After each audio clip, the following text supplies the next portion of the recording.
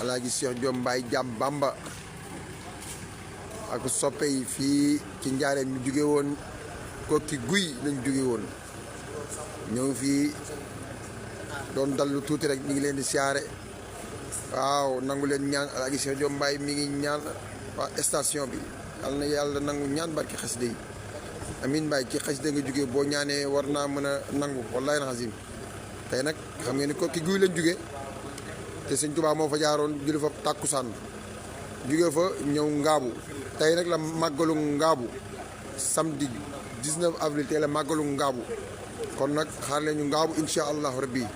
ñu ngi leen di siyaare di leen bëgge di leen ñaanal jàmm gaañaa ngi oto baa ngi laay azim yàlla def tawfiix def xewal alaaji Balla Diop borom li baax moo nekk ci xarala gi waaw kon xaar leen alaaji Cheikh Diop Mbaye Ngaabu ci kàttanu Yàlla tey la màggalu Ngaabu alaaji tey la màggalu Ngaabu de incha allah Tuubaa daa jógeen Kokki gi ñëw Ngaabu Kokki gi lañu fanaan nii waaw bu soobee yàlla tey jii waaw Tuubaa daa jógee Kokki gi xëy ñëw Ngaabu waaw dëgg la de wallaay noo ngi jëm si Ngaabu soppe yi nañu xaar Ngaabu waaw incha allahu tey jii ci guddi waaw mooy màggalu Ngaabu yàlla yàlla def jàmm waaw alaaji damaa bëgg nga wax soppee nag ñu abonné ci compte bi ndax compte bi